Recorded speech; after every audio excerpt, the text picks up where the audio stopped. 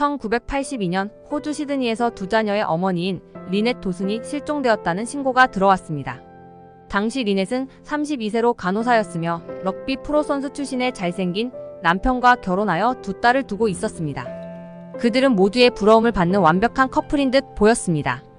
1965년 16세였던 리넷과 크리스는 한 고등학교 행사에서 만났습니다. 리넷의 동생은 그들이 아름다운 외모를 가져 모두가 부러워하는 커플이었다고 기억합니다. 21세가 되던 해 둘은 한 교회에서 결혼했습니다. 당시 크리스는 프로리그 럭비 선수로 잡지에서 의류 광고를 하고 방송에 나올 정도로 잘나가는 선수였습니다.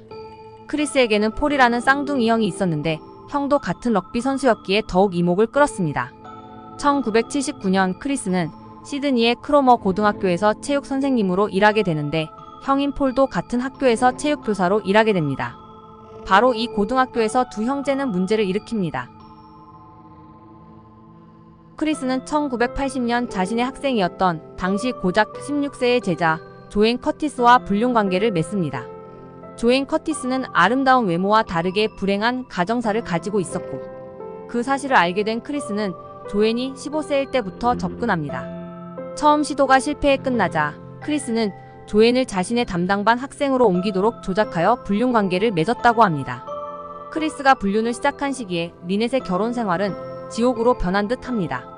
당시 간호사로 일하고 있었던 리넷은 능력 있는 여성이었지만 가끔 얼굴에 멍이 보였다고 직장 동료가 증언했습니다. 동료이자 친한 친구였던 애나 그랜텀은 크리스가 그녀에게 폭력적이었고 크리스가 리넷의 머리채를 잡고 그녀의 머리를 진흙탕에 처박은 적도 있다고 말했습니다.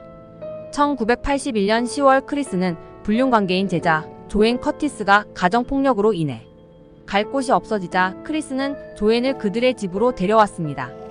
표면상으로는 조앤이 베이비시터로서 집에서 일을 하며 지내는 것이었습니다. 리넷은 곧 그 둘의 관계를 의심하게 됩니다. 조앤이 상반신을 탈의하고 수영하는 것을 보았고 크리스가 부부 침대를 조앤과 함께 쓰자고 제의했기 때문입니다. 이 무렵 이웃은 크리스가 아이들 앞에서 리넷의 어깨를 잡고 흔들며 윽박지르는 등 폭력적으로 구는 것을 목격했습니다. 1981년 연말 리넷이 실종되기 한 달 전쯤 크리스는 조앤을 데리고 운전해서 커클랜드로 도망치지만 마음을 바꾸어 다시 돌아갑니다. 이때 크리스는 시드니 호텔에 데려가서 조앤을 차에 두고 혼자 호텔에 올라갔다 왔는데 조앤에게 부인을 죽일 청부살인업자를 구하러 다녀왔고 무고한 사람들이 죽을까봐 포기했다고 말했습니다. 조앤은 리넷이 실종되기 몇 달 전 크리스가 리넷에게 아주 잔인하게 굴었다고도 증언합니다.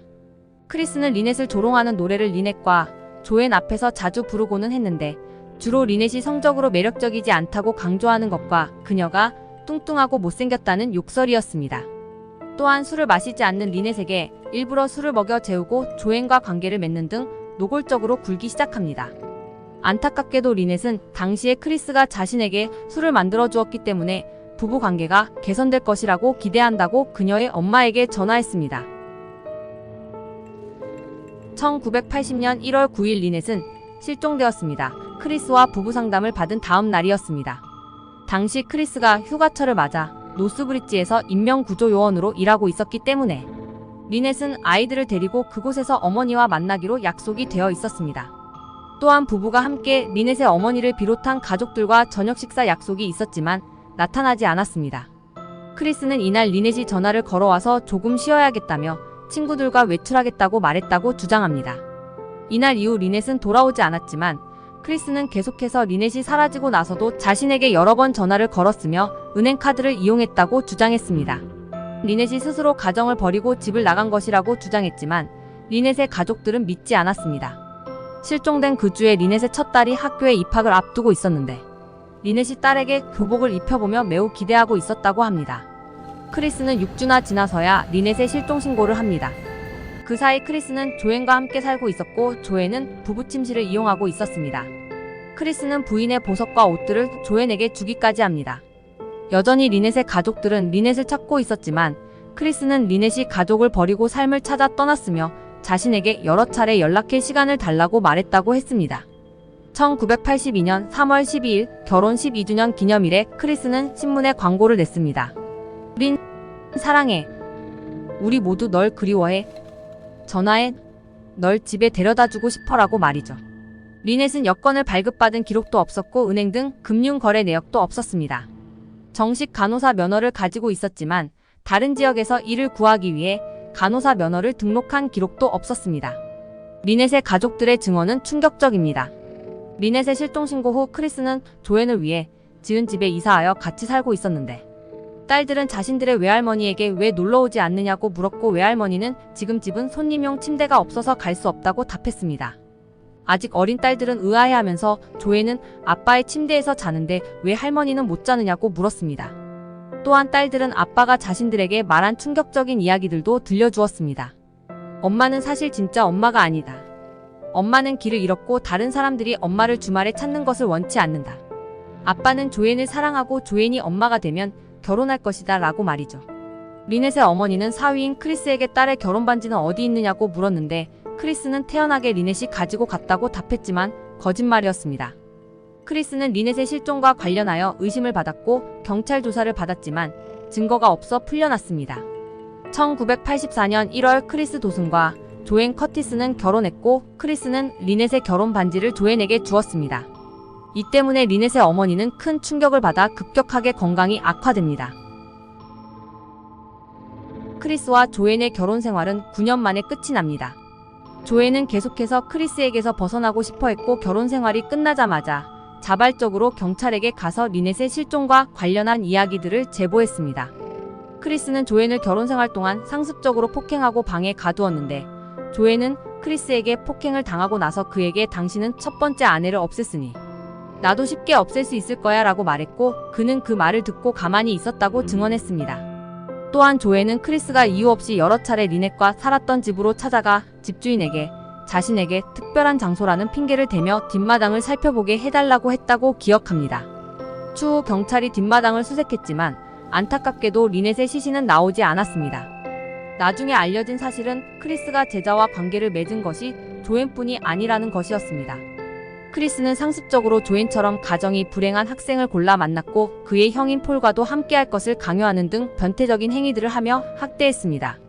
도슨 형제의 성적 학대의 피해자 중 하나는 당시 자신이 14세였으며 취약한 상황에 있을 때에 자신을 노렸다고 증언했습니다. 이 피해자는 도슨 형제를 고용한 교육 당국을 고소했고 100만 달러로 추정되는 금액으로 합의하기도 했습니다. 언론은 이를 두고 쌍둥이 형제가 10대 소녀들을 성적노예로 부렸다고 표현하기도 했습니다.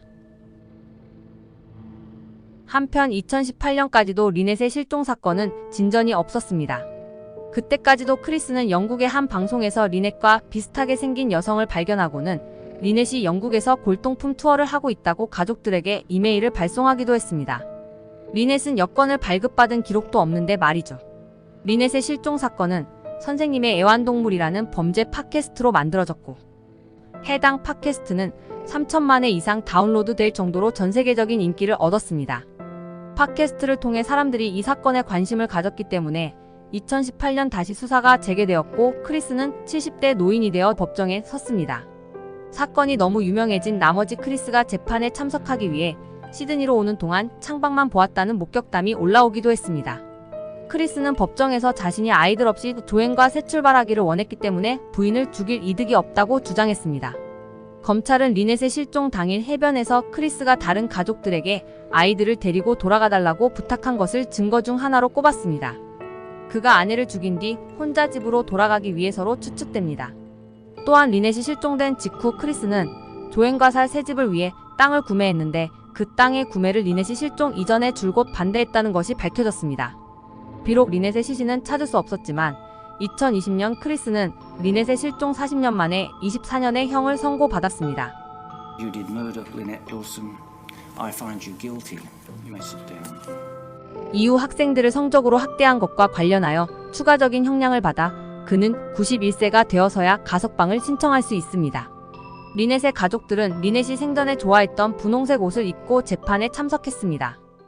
All over the world, being so sure that justice had to be done for Lynn is what's kept us going as a family.